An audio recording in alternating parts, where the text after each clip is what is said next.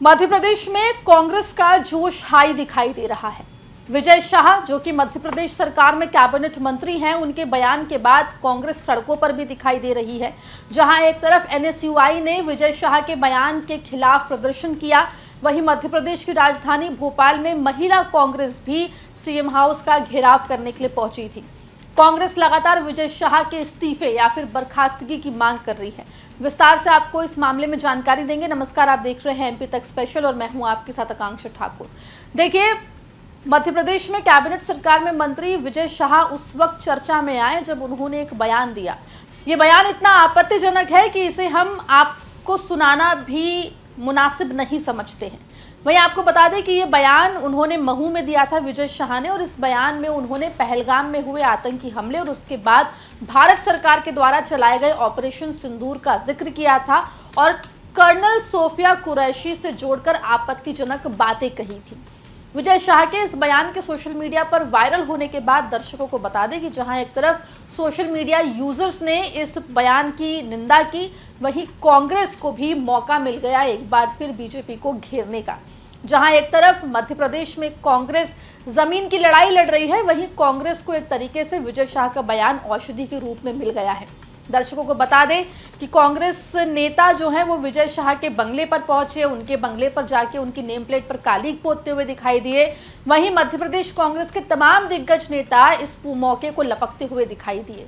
जीतू पटवारी ने न सिर्फ विजय शाह के इस्तीफे की डिमांड कर दी, बल्कि ये भी कह दिया कि अगर वो इस्तीफा नहीं देते हैं तो ऐसे में मोहन सरकार को उन्हें बर्खास्त कर देना चाहिए। इतना ही नहीं, जीतू पटवारी ने पीएम नरेंद्र मोदी को इस पूरे मामले में पत्र लिखने तक की बात कही और पत्र लिखा भी है। मोदी जी ने कहा देश को संबोधन में कि मुझे फक्र है भारतीय सेना के पराक्रम पे, उनके शौर्य पे। बिल्कुल सही कहा उन्होंने। उसके साथ ये भी कहा कि मुझे इस बात का भी गौरव है कि देश के 140 करोड़ लोग इस संकट की घड़ी में सरकार और सेना के साथ खड़े रहे। बिल्कुल सही कहा, साथ खड़े थे। पर आपके एक मंत्री ने जिस तरीके का वक्तव्य दिया और फिर आपने सुना नहीं, तो ये तो आपकी भाषा और आपके काम में अंतर है। मोदी जी, इनको बर्खास्त क्यों नहीं किया 24 घंटे में आपने?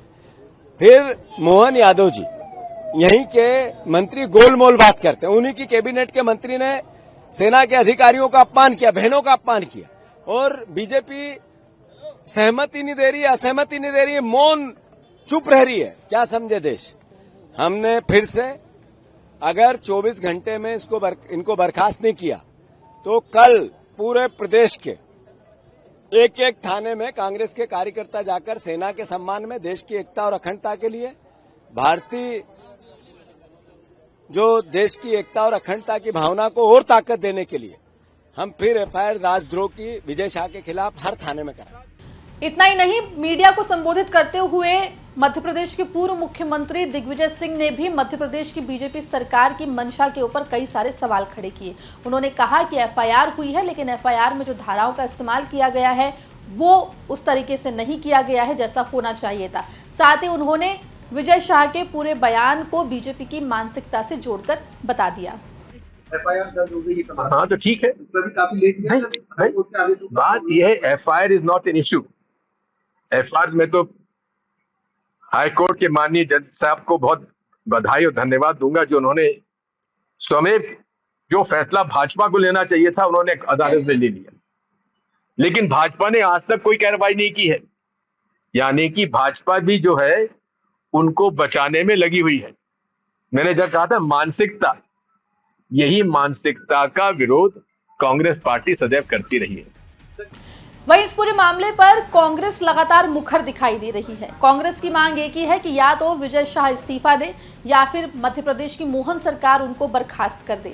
फिलहाल आपको बता दें कि विजय शाह के खिलाफ हाईकोर्ट के ऑर्डर्स के बाद एफआईआर हो गई है। हालांकि हाईकोर्ट ने इस एफआईआर के ऊपर भी आपत्ति जाहिर की है और पुलिस प्रशासन को फटकार लगाते हुए हाईकोर्ट दिखाई दिया है। हाईकोर्ट ने ये कहा है कि जिस तरीके की मंशा के साथ हाईकोर्ट ने एफआईआर के आदेश दिए थे वैसी एफआईआर नहीं की गई है, केवल खानापूर्ति की गई है। वहीं आपको बता दें कि इस पूरे मामले में एफआईआर दर्ज होने के बाद जहां एक तरफ विजय शाह ने 2 अलग अलग वीडियो पोस्ट कर इस पूरे मामले में माफी मांगी है, वहीं उन्होंने सुप्रीम कोर्ट का दरवाजा भी खटखटाया है जिसकी सुनवाई शुक्रवार को होनी है।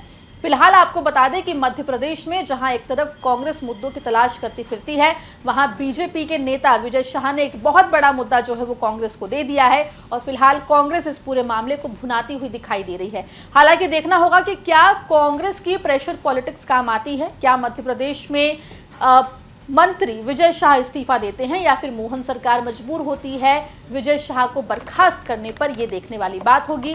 पूरे मामले पर आपकी क्या राय है, हमें कमेंट सेक्शन में आप जरूर लिख के बताएं। मध्य प्रदेश जुड़ी तमाम खबरों के लिए बने रहिए एमपी तक के साथ।